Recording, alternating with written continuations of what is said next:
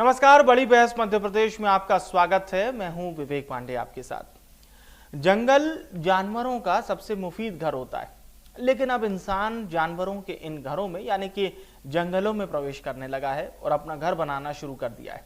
लिहाजा जंगली जानवरों के लिए जंगल सुरक्षित नहीं रहे। जंगली जानवर अब इंसानी बस्तियों की ओर रुख करने लगे हैं, क्योंकि उन्हें भी तो रहने के लिए घर चाहिए। अब जब इंसान जंगलों में रहने वाले जानवरों के घरों को हथियाने लगा, तो जानवर भी जंगल से बाहर आने लगे। इसके कारण जानवर और इंसान का आमना सामना हो रहा है।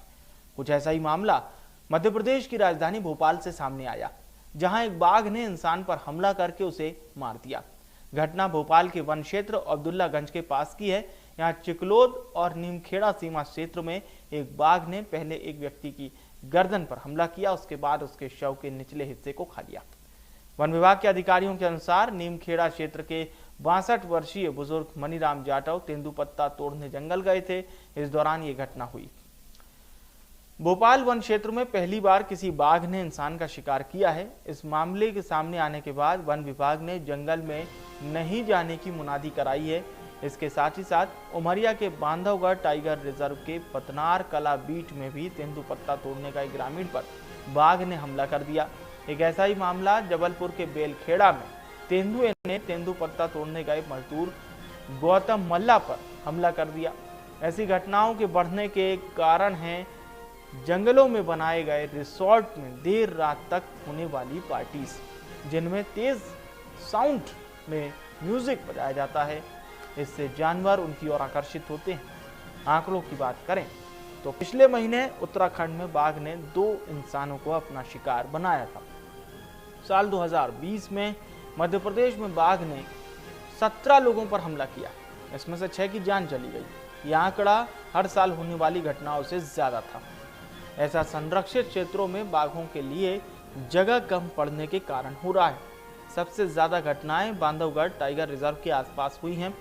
2018 की बाघ आकलन रिपोर्ट के मुताबिक पेंच टाइगर रिजर्व में मध्य प्रदेश वाले हिस्से में 87 और महाराष्ट्र के हिस्से में 82, कान्हा में 108, बांधवगढ़ में 124 बाघ हैं। इन तीनों ही पार्कों की क्षमता 65 से 70 बाघों की है, लेकिन बाघों की संख्या दोगुनी तक हो गई है। इस कारण बाघ अक्सर जंगल से सटे इलाकों में निकल रहे हैं। तो इसी मुद्दे पर आज विस्तार से चर्चा होगी। कुछ मेहमानों को आपके साथ जोड़ेंगे, लेकिन उससे पहले वन विभाग के अधिकारियों का क्या कहना है, सुनिए।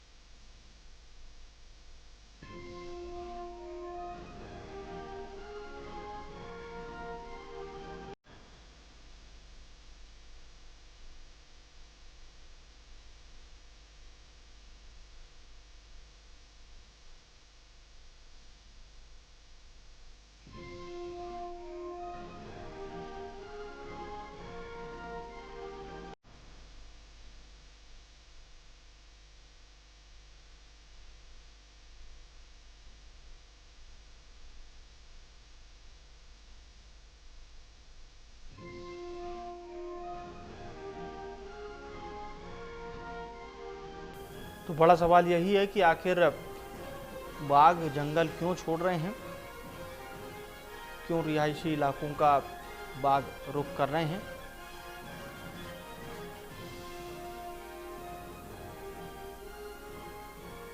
और क्या जंगली जानवरों के लिए जंगल महफूज नहीं रहे। बाघों की बढ़ती संख्या और घटते जंगल भी इसका एक बड़ा कारण है, और इसीलिए इस तरह की घटनाएं सामने आ रही हैं।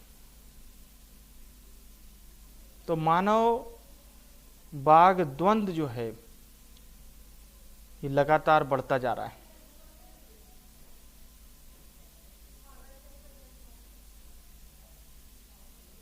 और आज हम इसके कारणों को तलाशने की कोशिश करेंगे और समझेंगे कि आखिर इसका सबसे बड़ा कारण क्या है, क्यों ये मामले बढ़ते जा रहे हैं और इसका बड़ा कारण आखिर क्या है, इसे हम समझने की कोशिश करते हैं। इस वक्त 3 खास मेहमान हमारे साथ हैं। सबसे पहले डॉक्टर उत्तम यादव जी हमारे साथ जुड़ चुके हैं।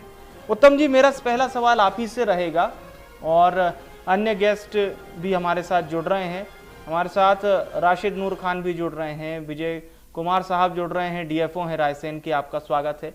राशिद नूर खान साहब हैं, वाइल्ड लाइफ एक्सपर्ट हैं, बहुत स्वागत है। और उत्तम यादव साहब का भी बहुत स्वागत है। बहुत लंबे समय से इंदौर का जो जू आप लोग देखते आए हैं, चिड़ियाघर, वहाँ के ये लंबे समय से व्यवस्थापक रहे हैं। विजय कुमार जी, पहला सवाल यही है, जो बाघ का और मानव से ये जो द्वंद्व बढ़ रहा है, इसका एक आसान भाषा में उत्तर क्या है? ये द्वंद्व बढ़ने का कारण क्या है? क्या हम उनके इलाके में पहुंच गए, ऐसा कुछ हो गया?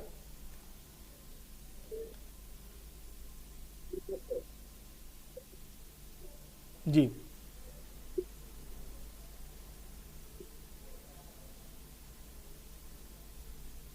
मैं टेक्निकल टीम से चाहूंगा एक बार विजय कुमार साहब का ऑडियो ठीक किया जाए ताकि उनकी आवाज़ हमारे दर्शकों को सुनाई दे। चलिए, मैं यादव जी का रुख करता हूं। यादव जी, बहुत लंबे समय से आप वाइल्ड लाइफ को बहुत नज़दीक से भी देख रहे हैं और दुनिया भर से भी जंगली जानवर हमारे चिड़ियाघर इंदौर में आए। आपको क्या एक बड़ा कारण लगता है, क्यों रिहायशी इलाकों का बाघ रुख कर रहे हैं? या फिर मेरा वो सवाल जो मैंने विजय जी से पूछा था कि क्या हम उनके घर में प्रवेश कर चुके हैं? हेलो, आवाज आ रही? हाँ, मेरी आवाज आ रही है आपको? जी, मैं डॉक्टर उत्तम यादव बोल रहा हूँ। देखिए, बिल्कुल सही बोला कि हम वो हमारे घरों पे नहीं आ रहे, हम लोग उनके घरों पे जा रहे हैं। ये बिल्कुल कटु सत्य है हेलो ये। और हेलो, मेरी आवाज आ रही? हेलो, आपका नंबर दे, उठा मोबाइल खोल के।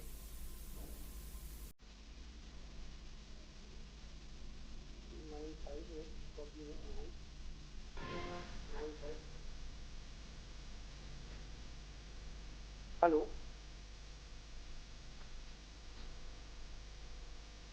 Six eight six zero six zero.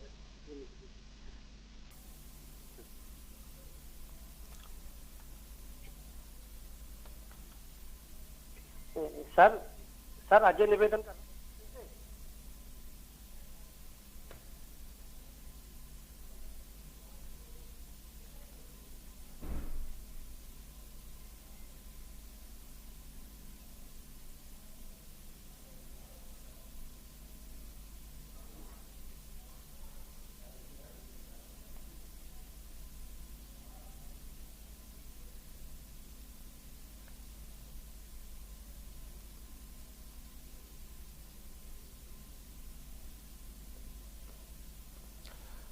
चलिए एक बार फिर से हम हमारे अतिथियों से आपको जोड़ते हैं। जैसा कि मैंने डॉक्टर उत्तम यादव जी आपसे सवाल किया था, एक प्रमुख कारण आप क्या मानते हैं बाघों के साथ ये जो इंसानों का द्वंद्व बढ़ रहा है, इसका सबसे प्रमुख कारण क्या है?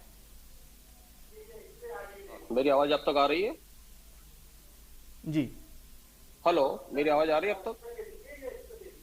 जी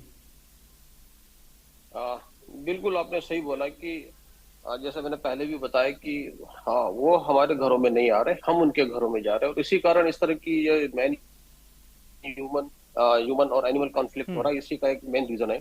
और जिस तरह से इनका हैबिटेट का लॉस हो रहा है, हर जगह सड़कें बन रही है, हर जगह पर कॉलोनियां कट रही है, जंगल वाले एरिया में भी फार्म हाउस डेवलप हो रहे हैं, बड़ी तेज आवाज में साउंड भी बजते हैं, वहां पे पार्टियां होती है। तो ये सब जिस तरह से उनका हैबिटेट का लॉस हो रहा है, हैबिटेट लॉस होना ने सिर्फ एक चीज को रिलेट नहीं करता, ये सब चीजें एक दूसरे से लिंक्ड है। हैबिटेट लॉस होना ने कहीं ना कहीं उनका फूड भी कहीं डिस्टर्ब हुआ है, उनका जो आसरा है, उनका जो मेरी आवाज आ रही? जी जी हाँ, तो जिस तरह से उनका ये हैबिटेट लॉस हो रहा है, और यही उसका एक मुख्य कारण है। और दूसरा, जंगलों में जिस तरह की बारिश कम होना शुरू हो गई, बारिश कम होने के कारण उनको पानी भी कम मिलना शुरू हो गया, पानी कम मिलता, फूड भी कम मिलेगा हैबिटेट लॉस होने के कारण। तो यही सब कारण रहता है जब वो हमारे ह्यूमन रेसिडेंशियल एरिया की तरफ मूव करते हैं और वहां पर इस तरह के इंसिडेंट्स होते हैं।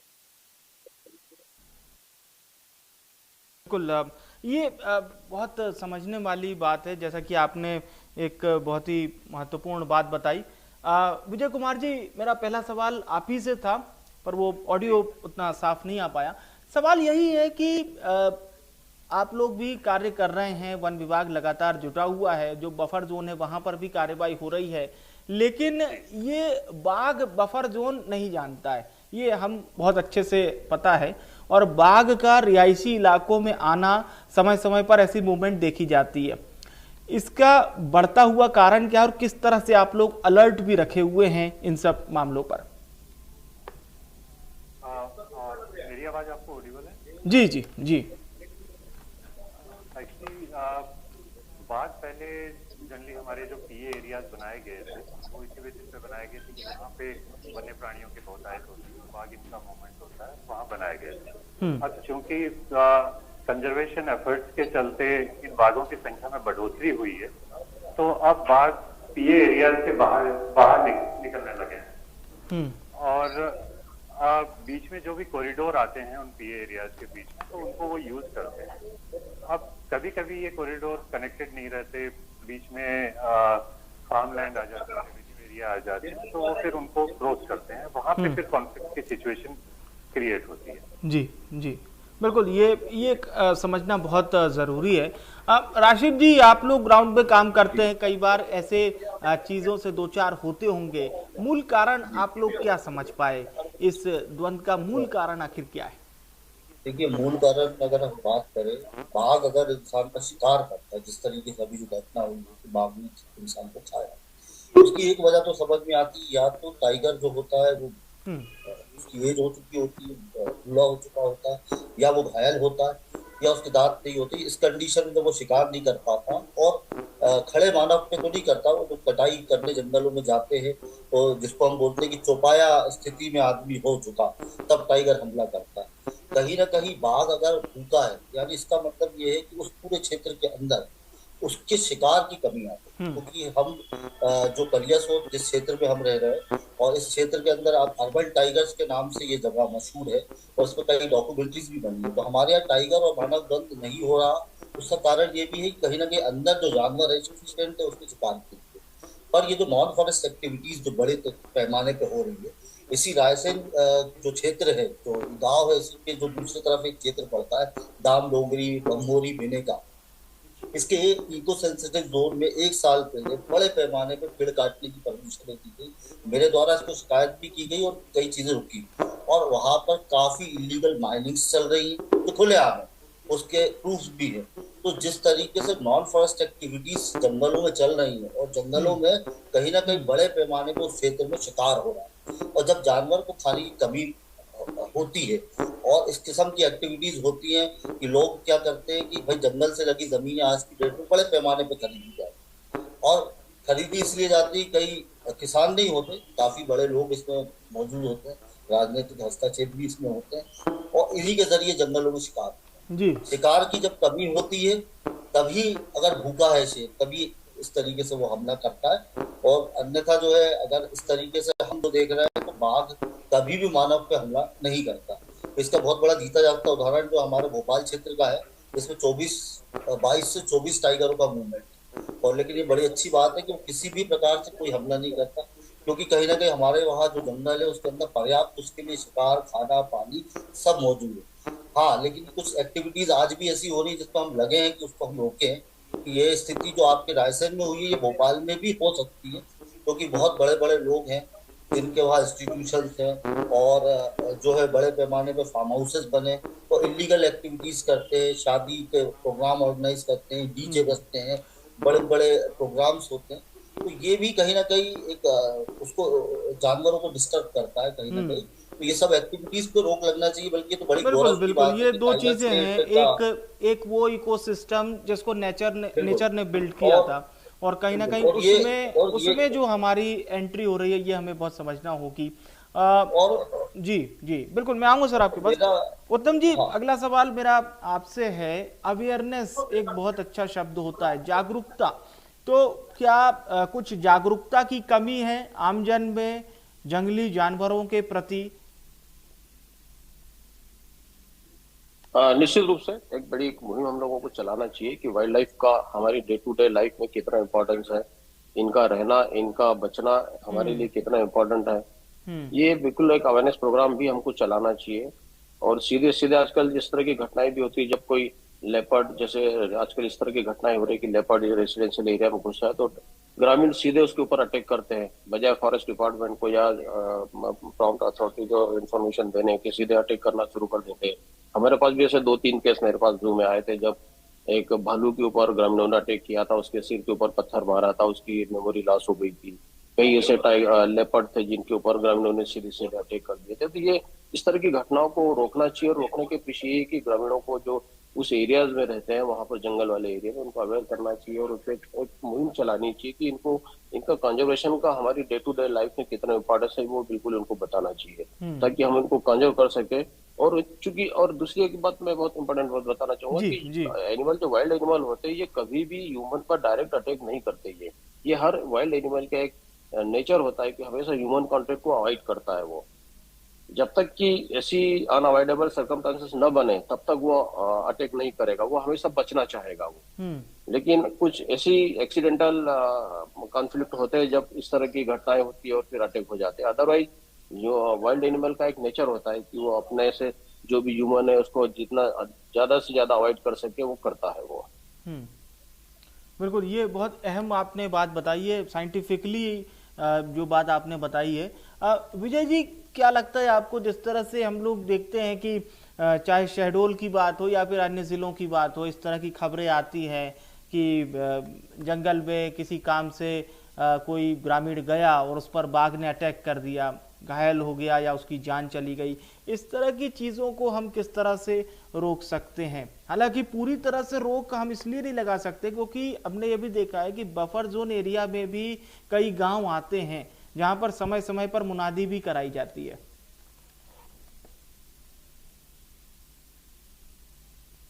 हर फ्रंट पे काम करना होगा जी।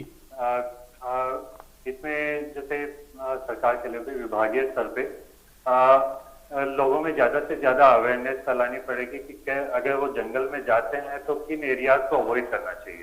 एक्चुअली जो जंगली जानवर हैं उनका एक पैटर्न रहता है कि किन एरियाज में वो रहते हैं, किन एरियाज में चलते हैं और कैसी स्थिति में वो अटैक करते हैं। तो उनमें अवेयरनेस रहेगी तो वो ऐसी सिचुएशन कम से कम क्रिएट होंगी। और साथ में लोगों को भी ये समझना पड़ेगा कि ये जो रिसोर्सेज हैं, वन क्षेत्र हैं, ये जो बफर क्षेत्र है खास तौर से, वो दोनों के लिए बनाए गए हैं जी, जिसमें लोग भी अपनी आजीविका की, लाइवलीहुड के जो वर्क है वो कर सकें और साथ में वन्य प्राणियों को भी कोई नुकसान ना पहुंचे। तो इसमें साथ में मिलके दोनों को रहना होगा। बिल्कुल बिल्कुल, बहुत ही अच्छी बात आपने कही कि वन्य प्राणियों को भी किसी प्रकार से नुकसान ना पहुंचे और लोग भी अवेयर रहें, दोनों तरफ से। मतलब ये कम्युनिकेशन बहुत ज़रूरी है क्योंकि देखिए अब जंगली जानवर थोड़ी ना जानते हैं कि वो ग्रामीण क्षेत्र में जा रहे हैं या बफर जोन में जा रहे हैं या शहरी इलाके में जा रहे हैं। भाई उनके लिए तो हर पूरा जोन उन्हीं का है, उन्हें इसकी ताकीद नहीं है। लेकिन हमें जो जोन की जिनकी हमें ताकीद है, हमें जानकारी है, कम से कम हमें ज़रूर अवेयर रहना चाहिए। राशिद जी, एक सवाल मेरा आपसे अवेयरनेस को लेकर ही है।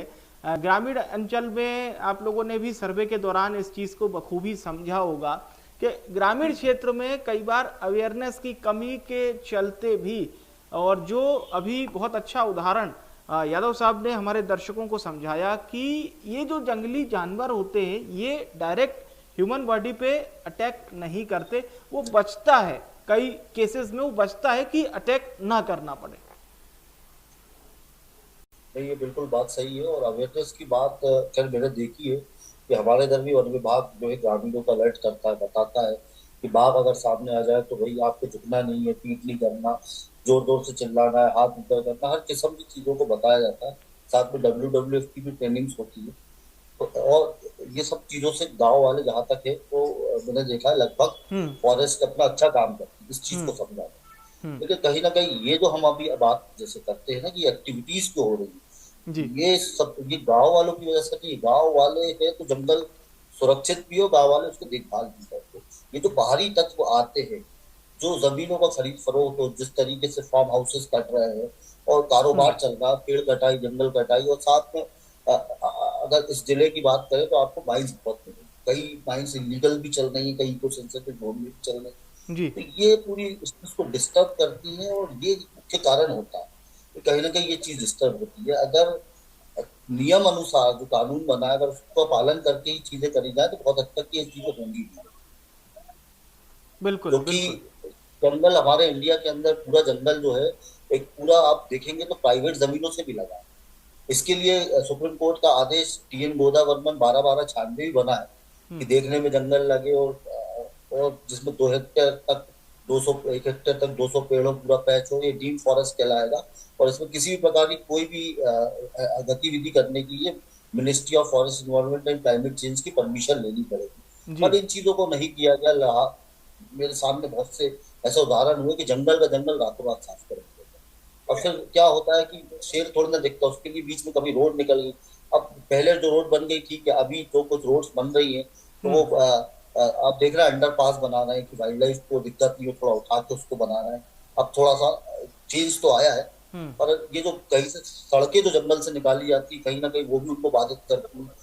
अब लेकिन कुछ चीजें जो हम नई रोड्स देख रहे हैं जो अंडर पासेस बन रहे हैं वो ठीक है वाइल्ड लाइफ को बचाने के लिए, बस नियमों का पालन अगर सही तरीके से हो जाए, एक्टिविटीज पे ध्यान दिया जाए जी और निर्माणों पे रोक लगे। चलिए, मैं अपने सभी एक्सपर्ट्स का बहुत बहुत धन्यवाद करूंगा। विजय कुमार साहब, बहुत बहुत शुक्रिया हमारे साथ जुड़ने के लिए। डॉक्टर उत्तम यादव जी, आपका भी बहुत बहुत धन्यवाद।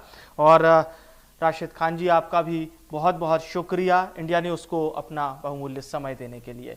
आज की चर्चा का विषय केवल और केवल एक वाक्य में बयां किया जा सकता है, वो ये कि कौन किसके घर में प्रवेश कर चुका है या प्रवेश कर रहा है। बाघ और मानव का द्वंद्व ये बढ़ता क्यों जा रहा है?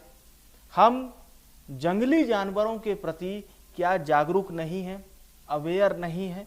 क्या इस तरह के अवेयरनेस के प्रोग्राम और भी चलाने होंगे जिससे हम वाइल्ड लाइफ को और भी करीबी से जान सकें, उनके बारे में, वो किसी चीज को पसंद करते हैं, किस चीज को नापसंद करते हैं। और एक बात जो बफर जोन को लेकर होती है, एक ऐसा जोन जिसे हम और आप तो बहुत अच्छे से समझ सकते हैं, लेकिन ये बफर और जोन बाघ के लिए, जंगली जानवरों के लिए निर्धारित है, पर उनका निर्धारण कितने क्षेत्रफल में कहाँ जाना है, क्या, इसकी उन्हें कोई खास जानकारी नहीं होती। इसीलिए वो बफर जोन से बाहर भी आ जाते हैं। पर हमें जागरूकता रखनी होगी इस बात को समझने की। फिलहाल के लिए बड़ी बहस में इतना ही।